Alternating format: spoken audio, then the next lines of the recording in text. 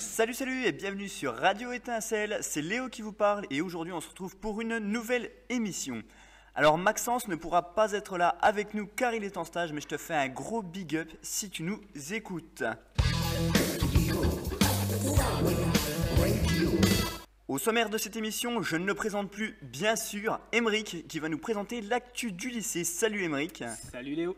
Il sera ensuite suivi de la rubrique cinéma de Maxence qui nous a laissé sa chronique. Et aujourd'hui, on a un invité de marque puisque je suis avec Oliver, un jeune qui nous vient d'Allemagne.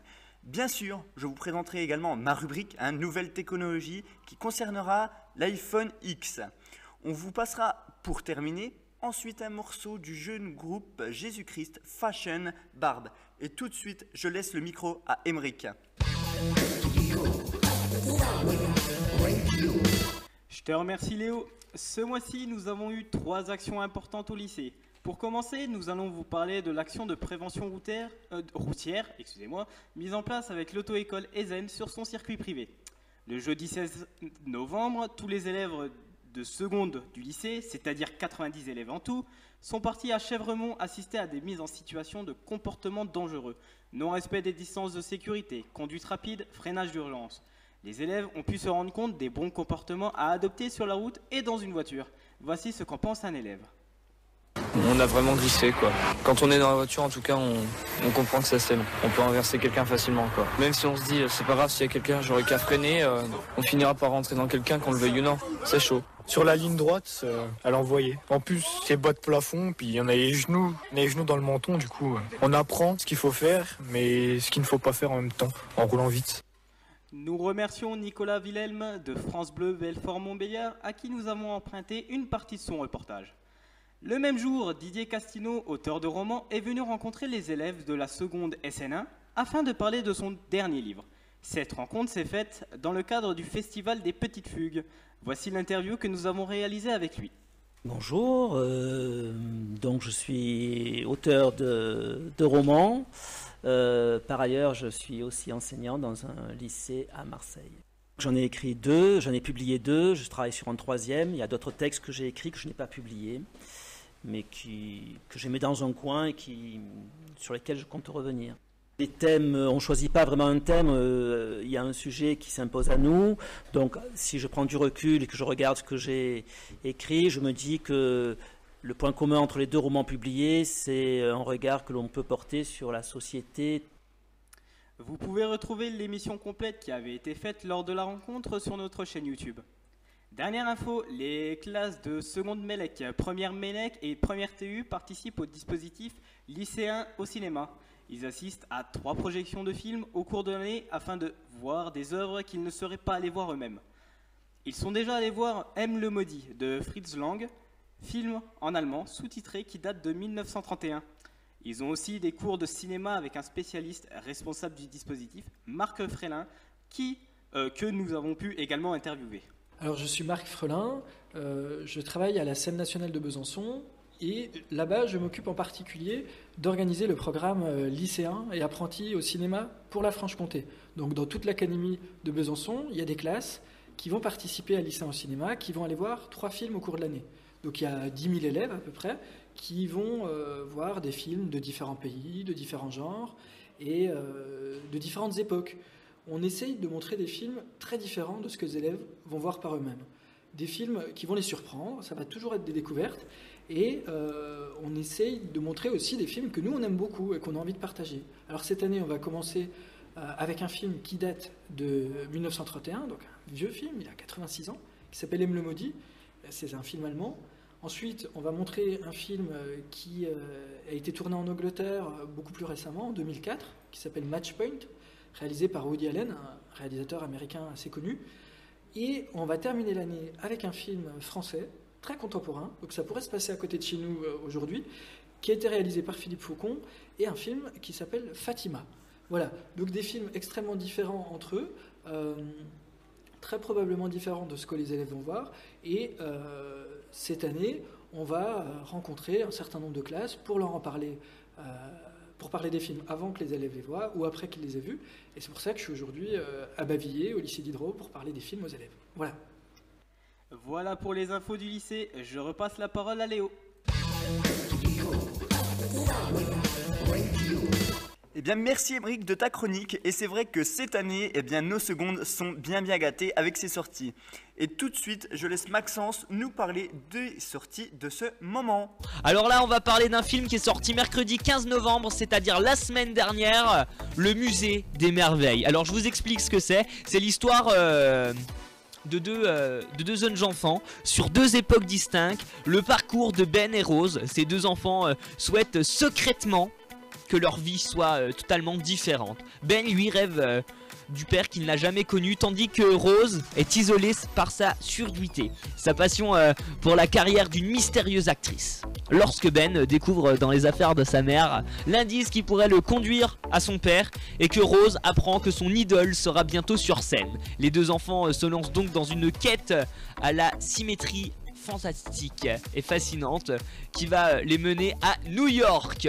Voilà, le titre du film, Le Musée des Merveilles, c'est un film de Todd Haynes et c'est un genre dramatique et bien sûr c'est un film américain que vous retrouvez dès maintenant dans vos salles de cinéma. Alors ce que je vous propose maintenant, c'est qu'on se fasse la bande-annonce du film. Mon père était astronome, Une autre fois, quand ce sera le bon moment. mais c'est jamais le bon moment. Si je savais où est mon père...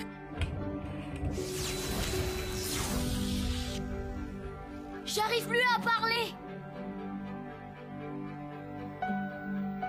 C'est une histoire qui parle de nos différences et du courage qu'il faut avoir pour trouver sa place.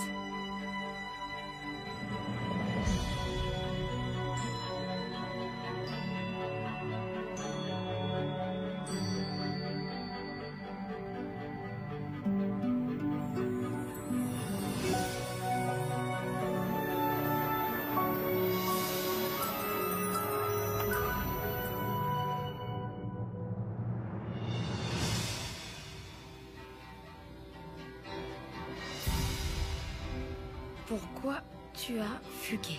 Ça, c'est à mon père. C'est dedans que j'ai trouvé le marque-page. Pourquoi mon père avait ce bouquin?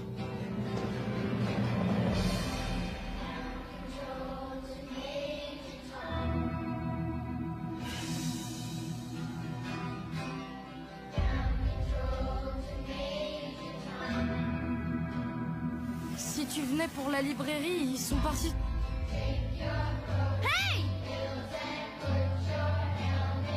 Personne ne sait où je suis.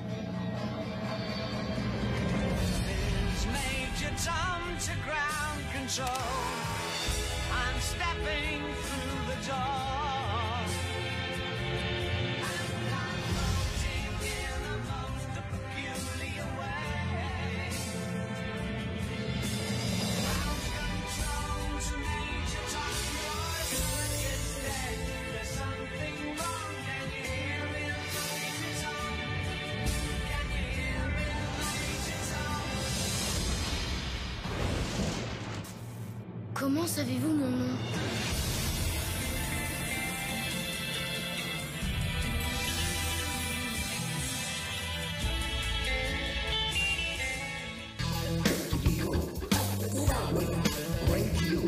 Eh bien merci Maxence, ça fait plaisir que tu nous laisses ta rubrique malgré le fait que tu sois en stage. Bien que, je sais pas vous, mais moi je suis survolté puisqu'on va passer un moment que j'attendais le plus puisque je suis avec Oliver qui va nous présenter sa chronique. C'est une grande surprise pour moi puisque je l'ai pas vu, donc c'est une grande première et je vais laisser tout de suite le micro à Oliver. Alors, guten Tag à toutes et tous.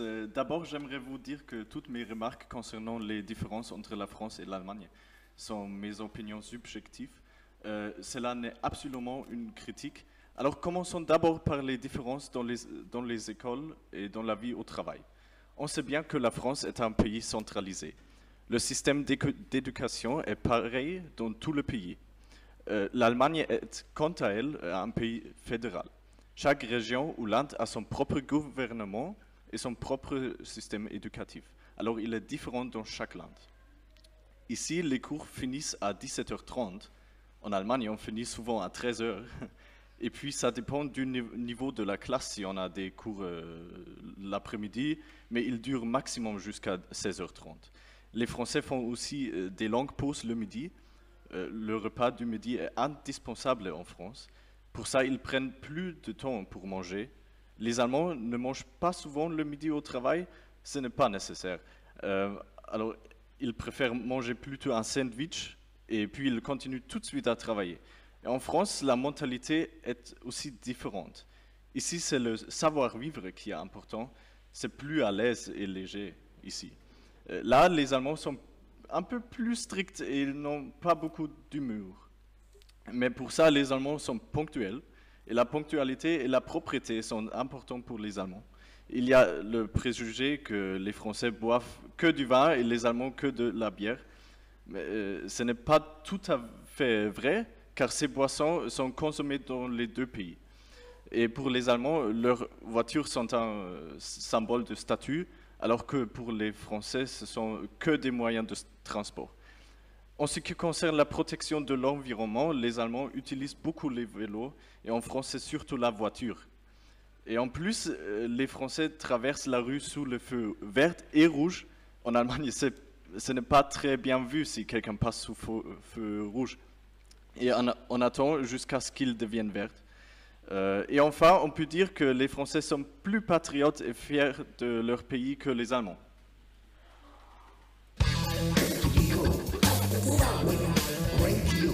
Eh bien, merci beaucoup, Oliver. C'est vraiment très courageux de ta part d'avoir accepté de faire cette chronique.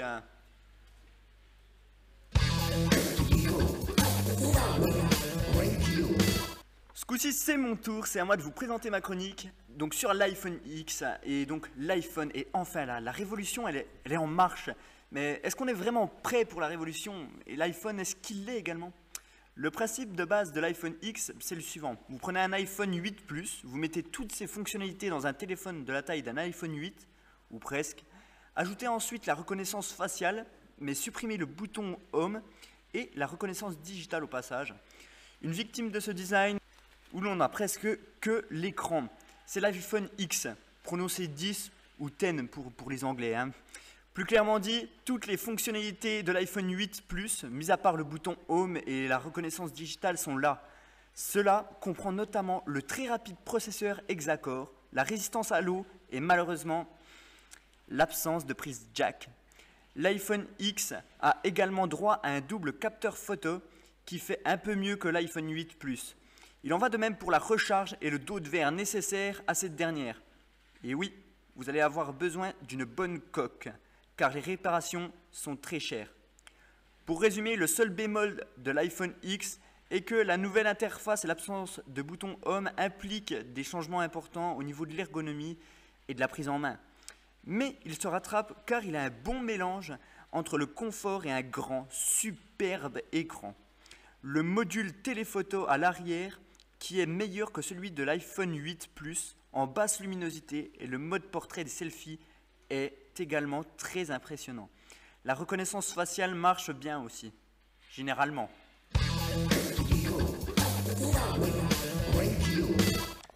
Et tout de suite, un morceau du groupe Jésus-Christ Fashion Barb qui avait été écrit par les élèves du lycée ou avec les élèves du lycée. Et juste après, nous vous passerons l'interview d'une de nos professeurs, d'anglais, Madame Skrajewski.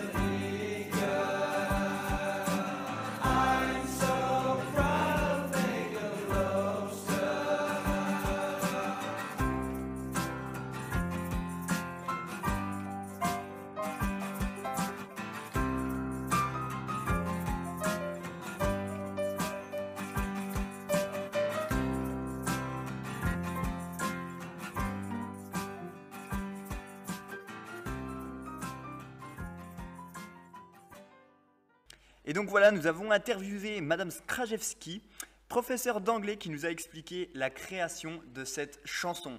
Donc en 2015-2016, on a eu un projet, le projet qui s'appelle les Jeunesses musicales françaises, avec le groupe Jésus-Christ Fashion Barb. C'est un projet qui a été mené par Monsieur Juif, Monsieur Mira et une classe de première scène et une classe option musique au Condorcet, avec moi-même aussi, car le groupe chante en anglais. Donc on a accueilli le groupe 2 fois, une première fois ici à Diderot et une deuxième fois au lycée Condorcet. La première fois, ils sont venus pour présenter leur groupe, leur style de musique, leur quotidien, nous montrer comment ils travaillent. Ils ont demandé aux élèves de donner des notes de musique comme ça au hasard et à partir de là, ils composaient une mélodie. Ensuite, en AP, on a travaillé avec Monsieur Mira et quelques élèves sur la composition d'une chanson en anglais, sur la mélodie créée. Et la seconde fois, on est allé au lycée Condorcet et là, ils ont fait travailler les élèves en jouant avec le rythme, en chantant en chœur, etc. Et pour finir, on a eu droit à un concert à la Poudrière avec un échange à la fin. C'était très sympa.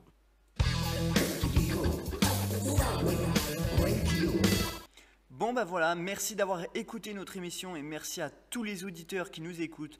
Je vous dis un grand merci, merci à Oliver, merci à Emeric, merci à Johan aussi qui filme pendant cette émission, bien sûr merci à nos professeurs, merci à Roméo qui a la technique et donc qui donne de leur temps pour faire tourner cette web radio. Alors franchement, du fond du cœur, merci les gars, puis merci à vous.